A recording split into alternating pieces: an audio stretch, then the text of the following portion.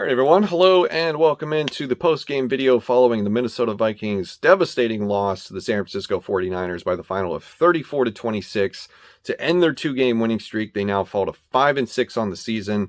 Time is running out for the Minnesota Vikings. It's running out for Kirk Cousins. It's running out for Mike Zimmer. We will have to wait 2 more weeks for this team to potentially get to 500 or get over 500, excuse me, for the first time since 2019, as it did not happen today. So I have a lot to talk about, a lot to react to after this game. But first, leave a comment on this video because you have the potential to be selected to be featured in tomorrow's video the day after San Francisco. So you leave a comment on this video, I could potentially select that to be featured in tomorrow's video where I will react to it. That video is our little collaborative project here on our tiny corner of Vikings internet, where you have the potential to have your voice heard regarding the Minnesota Vikings. So that is your comments, my reactions, our video the day after San Francisco. So look out for that tomorrow and leave a comment letting me know how you're feeling today following this loss, which was pretty ugly. So let's get into it. A few things about the game. I'll give you some thoughts about the rest of the season and where we go from here. So first things first, I am once again correct on my predictions. I am now 6 for 6 since having made the predicting the rest of the Vikings schedule video that I put out after the Vikings beat the Lions a month and a half ago. And here is the updated screen cap. I am now 6 for 6. The predictions are scary, and if you want to be spoiled, go watch that video, click through to the channel, go to the Vikings 2021 playlist, scroll down, you'll find it there. It doesn't end well, so don't be excited in thinking that I predicted a month and a half ago for this team to do well, because I didn't. I think I've gotten lucky so far, but hey, you know, it is what it is. Just took a minute to brag if I could. So the day started off good for the Minnesota Vikings because the Panthers lost, the Eagles lost. If you're hoping for a playoff spot, those are the two teams that you needed to see fail, because as far as the rest of the season goes, we're competing against a pile of crap when it comes to the bottom of the NFC playoff picture, which includes the Panthers, the Vikings, the Eagles. I think the Washington football team even has like an outside chance to get in somehow. I don't know. The NFC is just pretty bad when it comes to the lower half of teams this year. And unfortunately, we find ourselves, sort of wading in those waters. As far as the game goes today against the 49ers, very ugly. A lot of what we thought was going to happen came true. The main focus of this week was the lack of defensive line talent for the Minnesota Vikings and wondering if they would be able to shut down the run that the San Francisco 49ers are known for, and they weren't able to do that. The 49ers exposed the flaws of the dwindled talent on the defensive line for the Vikings to the tune of 220 yards rushing on the ground today. Deebo Samuel gashed him. Elijah Mitchell, he benefited from that, gaining over 100 yards today. Deebo Samuel damn near had 100 himself. Probably would have if he didn't have to leave the game with a groin injury. And overall, it seemed like we didn't make Jimmy Garoppolo pay for enough of his mistakes today, despite the one interception early on by Harrison Smith. It seems like we should have had a few more takeaways from him because he just does not look good, and I don't think he ever has. So it kind of feels like the defense going forward, this was sort of the test of how we can do without the original 4 starters on the defensive line, and it is not good.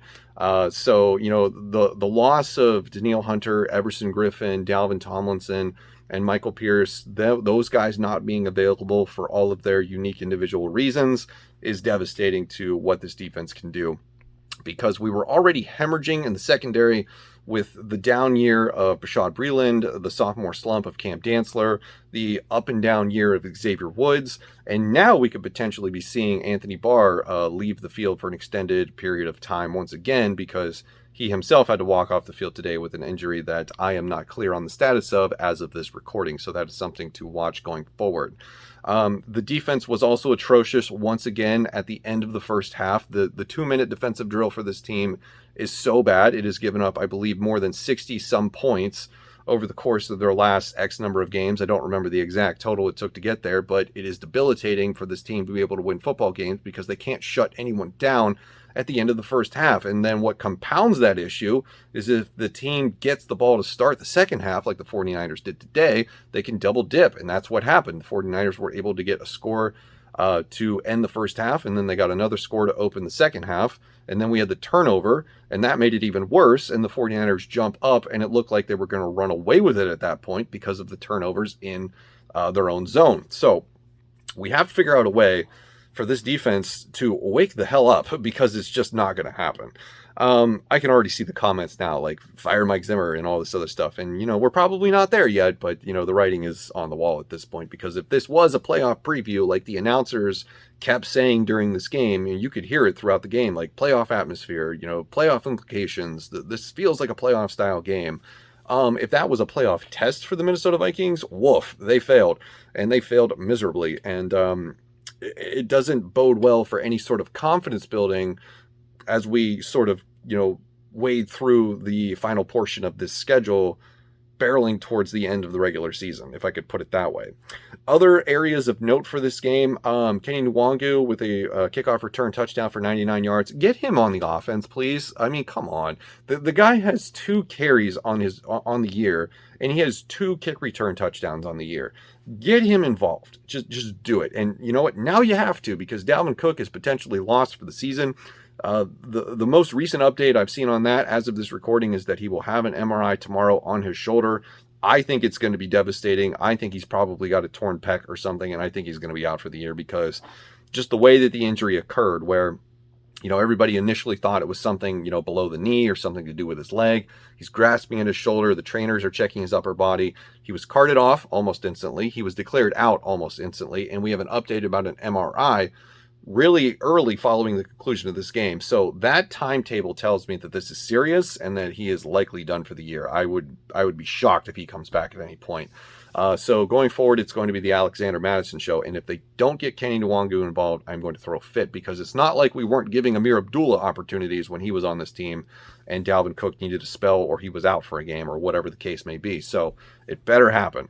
Other things of note, Kirk Cousins has regressed to the mean this week. He is a mid-tier quarterback, and I don't want to hear arguments for him being elite ever again, because this is what happens. He's a roller coaster quarterback. He has his ups and he has his downs, and we know what the floor is, we know what the ceiling is, and the problem is consistency. He cannot consistently stay up towards the ceiling. He is always going to regress, because he is going to get rattled, he is going to get confused, and it's just not going to end well for him. So I don't care what his passer rating is. Passer rating is an overrated stat anyway. I don't care what his statistics are, excuse me. I don't care. I don't care. If he rattles off 4 good games, I will give him the credit for those 4 good games, but I'm not going to crown him, because it just keeps happening. He regresses to the mean, and the fact that people don't realize that it's going to happen are just lying to themselves. You're just lying to yourself at this point. He's a good quarterback. He's a very good quarterback. Is he elite? No. Is he a future Hall of Famer? No, absolutely not. Is he worth $45 million that he's due next year under the cap? No, absolutely not. So yeah, that is my quick assessment of that. And you can leave me a comment about that if you want. I can respond to that. There was a couple of miscues by him today. The throwing at the feet of Justin Jefferson, who was pretty much open on that 2-point conversion attempt. He also could have just took it to the corner himself and ran it in, but God forbid he does that. The interception that he threw in the first half was pretty inexcusable. I don't know what he was seeing on that, looking at the replay. He was just basically staring down the defender. So questionable choices there. I give them credit for being aggressive early, but you know what? That's the first couple of scripted drives. And then after that, they started shying away from Jefferson and Thielen for about an hour or 2 of real time. And then we saw a lot of checkdowns to Cook and Madison, CJ Ham, Tyler Conklin. And then it wasn't until the end where it's like, okay, we got to put our foot in the gas and get Justin Jefferson involved. And when they did, they were rewarded for it. So I'm just not sure why they walked away from, sending the ball down the field, being aggressive, even if, the intercept, like we talked about previously, like we don't care if Kirk Cousins throws interceptions if he's throwing down the field to Justin Jefferson. We weren't talking about him throwing directly at somebody in a non-contested environment and then turning the ball over in enemy territory and then watching them plunge it in 2 plays later or 1 play later. That's not what we want. If you're going to throw the ball down the field and, throw an interception 35 yards down the field, which is basically a punt, that's okay. You went for it. There's a difference. There's context and nuance to the situation. What else? The one play, I forget when it occurred, but it was toward the end of the game where they went to line up for it on 4th down, and just chaos and confusion all over the place. And this is on the coaching staff. And this is why I've said over and over and over again, the coaching staff needs to go. That is never going to change. I don't care how many games this team, how many games this team wins. The coaching staff is done. They've proven to me over and over again that they can't handle this. But the mass confusion at the line, and then Cousins has to run down, get people to line up on the other side of the ball, and then he goes and almost snaps it under the right guard. He lines up under Oli Udoh. The dude's not elite. I'm sorry, I've never seen anybody do that. I understand that there was a lot going on, but he lined up under the right guard. You can't do that. Oh, and Alexander Mattison, to his credit, has to go up and let him know, hey, if you snap this ball, you're going to fuck up massively. And then they end up calling timeout, and that was devastating to lose that timeout. So yeah, that's a brutal blow. Also, to pile on the injury concerns is Christian Darrisaw. I don't know what the status of his injury is, but we had to bring in Rashad Hill for a little bit, and I don't know if Darrisaw ever came back in. So we'll see how that goes. I'm tired of the Oli Udoh experiment. His 10th holding penalty of the season occurred today. He was also kind of blown up on the play where Dalvin Cook got injured, so Oli Udoh needs to be done. Just put Garrett Bradbury at right guard or somebody else, for God's sakes. I don't care who it is, but a change needs to be made for that position, and they probably won't, but it is what it is. What else? What else did we see today that we could mention? I know I'm forgetting something. Yeah, we could talk briefly about the referees, I guess. I am on the record of having said I will never blame the referees for any loss or anything like that, because that's not a problem that's unique to the Minnesota Vikings. That is a problem across the entirety of the league. If we want to have a conversation about how puke and shit the officiating has been in the NFL for the entirety of this season across all games, we can have that conversation. But is it directly responsible for us losing this game? No, because if you take care of business and you don't put the referees in a position to, potentially inflict damage to you or affect the outcome of a game, then, that's on you for not being able to take care of your own business. That's what I've always said. So does it suck that Adam Thielen catch at the end of the game was ruled incomplete and then that play stood on the challenge? Yeah, that's egregious. Was KJ Osborne interfered with on that final drive? I believe so. He definitely reached into the receiver, the defender did, and caught to cause the incompletion. I don't argue that. But overall, in the grand scheme of things, referees suck. The officiating in the NFL always sucks. It's a never-ending thing. So I don't really put too much onus on that. And, out of the four major sports, the NFL is the one where it is least clear what the rules are and least clear what fucking catch is. So, and that's never going to end. That is absolutely never going to end until they adopt the rules and the know-how and the technology to put all of this to bed. And they don't want to do that because I think that they're happy with the way things that go and how, they potentially affect the outcomes of games. Just throwing that out there. I think that's it. I think I've covered everything I want to talk about. Going forward, I think this is pretty devastating given all the injuries that took place today, and given the fact that if it was a playoff style test for the Vikings, they failed it. And, I understand it's like, oh, it's a one-score game, they stayed in it. No, it's really not, because, the fact that the special teams had to contribute on a Kenny Nwangu kickoff return for 99 yards for a touchdown, those are rare. You don't get those to save your ass. And, Nwangu's only got 2 so far this season, despite him being very good at it. So maybe you get one more of those this season, but that could potentially be the last one you see. So if you're ever in a position where you're down by 2 or 3 scores, I don't think you're going to find yourself, getting that lucky again. So yeah, this is not good. I think the Vikings are, they proved who they were today. I think they caught the Chargers off guard 2 weeks ago. And then, as I said before the Packers game, division rivalry games are different. They're unique things. Everything that happens before and after division rivalry games, just throw it out the window, because it doesn't mean anything when it comes to that specific game.